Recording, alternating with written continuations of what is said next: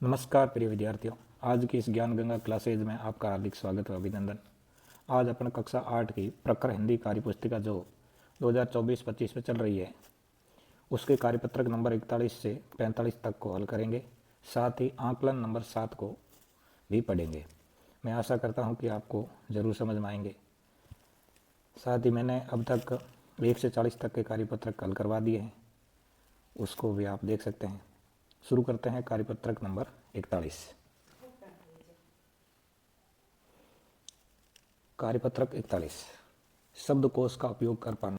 ये सभी कक्षा के विद्यार्थी हैं, उनका नाम उपस्थिति पंजिका में लिखना है। आप इन नामों को शब्दकोश क्रमानुसार लिखकर शिक्षक की मदद करें। इसमें बहुत सारे नाम मिलेंगे। गोविंद है, उदयराज है, देवशंकर, सुनीता, गायत्री, गुलनाज, हेमनाथ, देव, हरदेवी, दीपक, अविनाश, दीपेश, पूर्ण, आशा, मनीषा, बन्नाराम, सागर, अमित, विमलेश, कविता, राहुल। इनको शब्दकोश क्रमानुसार लिखना है। सबसे पहले ए वर्णमाला से शुरू होने वाले, फिर के वर्णमाला से शुरू होने वाले। तो ए स्वर से अमित हो रहा है, फिर अविनाश हो रहा है, आशा है, उदयराज है, उदयराज के बाद में कविता, गायत्री, गुलराज, गोविंद, दीपक, दीपेश। फिर अपन पढ़ेंगे देव, शंकर, पूर्ण, बन्नाराम, मनीष, राहुल, विमलेश, सागर, सुनीता, हरदेवी, हेमराज। इस प्रकार अपने को शब्दकोश के अनुसार लिखना होता है। कार्यपत्रक नंबर 42। इसमें आपको संवाद विद्या सीखनी है कि कोई किसी के बीच में संवाद करते हैं, बातचीत करते हैं तो किस प्रकार करते हैं, वो चीज़ आपको यहाँ पढ़नी है। तो दिए गए संवाद को पढ़कर प्रश्नों के उत्तर देने हैं।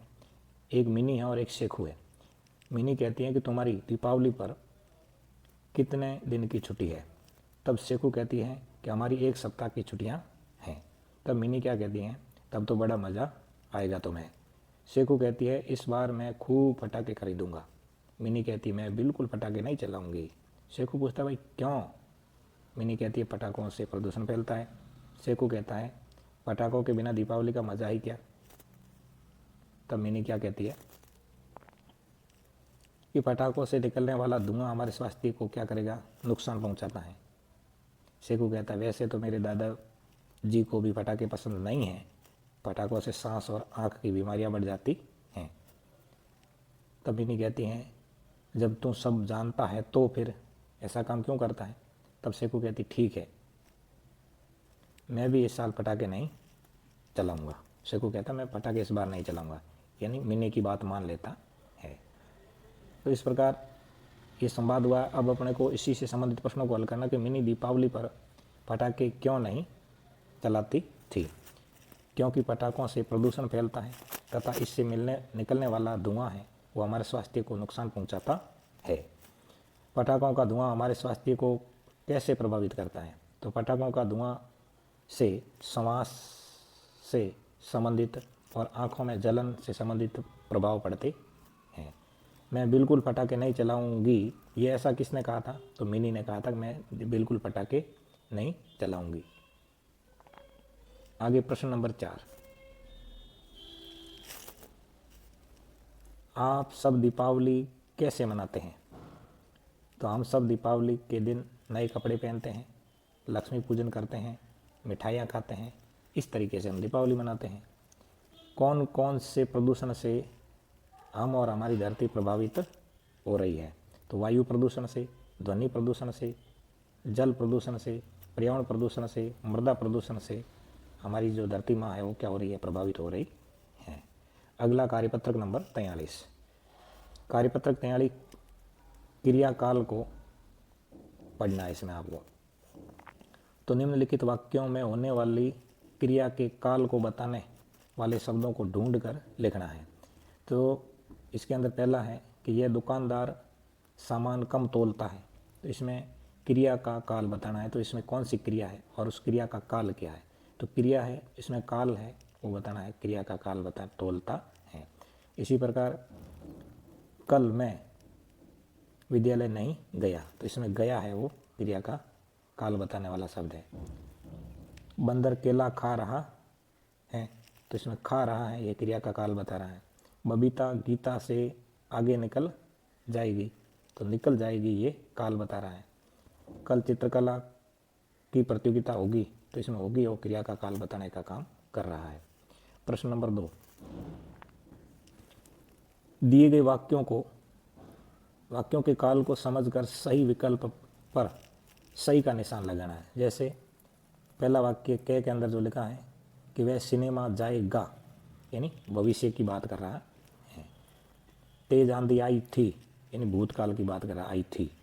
पिताजी भैया को पत्र लिखेंगे, भविष्य में लिखेंगे। आरती पढ़ रही है, तो वर्तमान काल का वाक्य है। अगले माह हम लोग घूमने जाएंगे, तो जाएंगे भविष्य में जाएंगे। इस प्रकार दूसरा प्रश्न पूरा हो जाता है। तीसरा नंबर प्रश्न देख लेते हैं। वाक्यों को निर्देशानुसार बदल कर पुनः लिखना है। जैसे इसमें बताया है कि मैं इस घर में रहता था, ये भूतकाल का वाक्य है। तो मैं इस घर में रहता हूँ, ये वर्तमान काल का वाक्य है। तो अपन को भी इसी तरह हल करना। मोर नाच रहा है, ये वर्तमान का वाक्य है। तो मोर नाच रहा था, हमने भूतकाल का वाक्य बना दिया। मान लो भूतकाल का वाक्य आया है, आपने आज क्या खाया, तो आपको भविष्य काल में बनाना है कि आप आज क्या खाओगे। वह कॉलेज में पढ़ती थी, भूतकाल का वाक्य है। आपको वर्तमान काल का वाक्य बनाना है, तो वह कॉलेज में पढ़ती है। इसी तरह अगला प्रश्न, कल विद्यालय में छुट्टी रहेगी, ये भविष्य काल का वाक्य है। तो आपको बताना है भूतकाल का वाक्य। तो कल विद्यालय में छुट्टी थी। कल हम दिल्ली जाएंगे, ये भविष्य काल का वाक्य है। तो आपको वर्तमान काल का वाक्य बताना है। तो हम दिल्ली जा रहे हैं। इस तरह हमें काल के अनुसार वाक्य बनाने होते हैं। कार्यपत्रक नंबर 44। कार्यपत्रक 44 है, पढ़ी गई विषय वस्तु के आधार पर अपने अनुभवों से संवाद लिख पाना। यहाँ पर लाख की चूड़ी और कांच की चूड़ियों के बीच बातचीत हो रही है। पाठ के अनुभवों के आधार पर संवाद को और आगे बढ़ाना है। तो इसमें सबसे पहले देखेंगे हम कि मैं कांच की चूड़ी हूँ, मैं देखने में बहुत सुंदर हूँ, मेरे और भी कई गुण हैं, क्या आप इन्हें लिखेंगे। इनको और क्या लिखेंगे। कांच की चूड़ियाँ बाजार में रंग बिरंगी सबसे आकर्षित करती हैं। वर्तमान में सभी औरतें कांच की चूड़ियाँ पहनना पसंद करती हैं। और इधर ये है कि मैं लाख की चूड़ी हूँ, मैं भी देखने में कम सुंदर नहीं हूँ, थोड़ी महंगी तो हूँ, पर मेरे और भी कई गुण हैं, क्या आप इन्हें लिख पाएंगे। तो क्या लिखना है इसमें कि लाख की चूड़ी पहनने से कलाई को देखकर लोगों को गर्व महसूस होता है। सुहाग के तौर पर लाख की चूड़ियाँ ही पहनी जाती हैं। कार्यपत्रक 44 कंप्लीट होता है और 45 नंबर की ओर शुरू करते हैं। कार्यपत्रक 45 जो है वो पोस्टर और विज्ञापन को आधार बना करके लिखा गया है। तो नीचे दिए गए पोस्टर को पढ़कर प्रश्नों के उत्तर लिखने हैं। तो पोस्टर को पढ़ना है और उत्तर लिखने हैं। पोस्टर में लिखा है, पहले आए पहले पाए, पहले आए पहले सीट पाए। पहली बात तो ये लिखी है यहाँ पे। दूसरा, मुखौटा बनाना सीखें सिर्फ 200 रुपये में। कितने रुपए में मुखौटा सीखना है। 200 रुपये में। उम्र का कोई इसमें समय सीमा है नहीं, कितनी भी उम्र का व्यक्ति मुखौटा बनाना सीख सकता है। दिनांक 12/12/2024, 12/12/2024। समय प्रातः 10 बजे से 4 बजे तक। सामग्री कौन कौन सी है। रंग है, ब्रश है, चार्ट पेपर है, गोंद है, इस प्रकार के रंग है। स्थान पूछे तो पंचायत भवन, किनारी बाजार, जोधपुर, राजस्थान, ये यहाँ का एड्रेस है। अब आपको इसी के आधार पर अपने को पोस्टर के आधार पर प्रश्नों के जवाब देने हैं। तो सही है उस पर निशान सही का लगाना है। तो मुखौटे बनाने के लिए इनमें से किसकी आवश्यकता होगी। तो चार्ट पेपर की आवश्यकता होती है। मुखौटे बनाना सीखने के लिए उम्र की क्या समय सीमा है। तो हर उम्र का व्यक्ति मुखौटा बनाना सीख सकता है। पोस्टर में पहले आए पहले सीट पाएं का मतलब क्या है, यानी समय पर पहुंचना। प्रश्न नंबर 2, मुखौटे से हम क्या क्या कर सकते हैं। मुखौटों से हम रंगमंच पर अभिनय कर सकते हैं, रंगमंच के ऊपर अभिनय कर सकते हैं, बहुरूपिया का किरदार निभा सकते हैं, किसी को डरा सकते हैं, ये सब मुखौटे से कर सकते हैं। मुखौटा बनाना सीखने के लिए पोस्टर में दिए गए स्थान का नाम क्या है। तो आपको यहाँ सही ढंग से पंचायत भवन, किनारी बाजार, जोधपुर, राजस्थान नहीं दिख रहा है, तो आप ऊपर जो लिखा हुआ है स्थान वो लिख सकते हैं। लाल और पीले रंग को मिलाकर कौन सा रंग तैयार कर सकते हैं? तो लाल और जब पीला मिलेगा तो नारंगी रंग तैयार हो जाएगा। आगे बढ़ते हैं, कार्यपत्रक 45 पूरा हो चुका है और उससे आगे अपन आकलन 7 की ओर रुख करते हैं। आकलन 7 में क्या है? नीचे लिखे शब्दों को शब्दकोश के अनुसार लिखना है। आपने पीछे आकलन 41 पढ़ा था, उसमें शब्दकोश के अनुसार आपने हल किए थे, उसी के अनुसार आपको ये हल करने हैं। जैसे पाली, बाद में जयपुर, बीकानेर, जोधपुर, उदयपुर, अलवर, भरतपुर, दौसा, इनको आप वर्णों के क्रम के अनुसार लिखना है। वर्णों के क्रम के अनुसार लिखना है। वर्णमाला जैसे होती है तो वर्णमाला के अनुसार इसे लिखना है, शब्दकोश के अनुसार लिखना है। जैसे यहाँ लिख दिया अलवर, अलवर के बाद में उदयपुर, उदयपुर के बाद जयपुर, जयपुर के बाद जोधपुर, जोधपुर के बाद दौसा, दौसा के बाद पाली, पाली के बाद बीकानेर, बीकानेर के बाद में भरतपुर लिखना है। प्रश्न नंबर 2, नीचे लिखे वाक्य किसी एक काल में लिखे हैं। आप वाक्यों को शेष 2 कालों में बदल कर लिखिए। जैसे कमरा बहुत बड़ा है, तो इसको आपको 2 और काल में लिखना है। कमरा बहुत बड़ा है, ये तो हो गया वर्तमान का वाक्य, वर्तमान काल का वाक्य हो गया।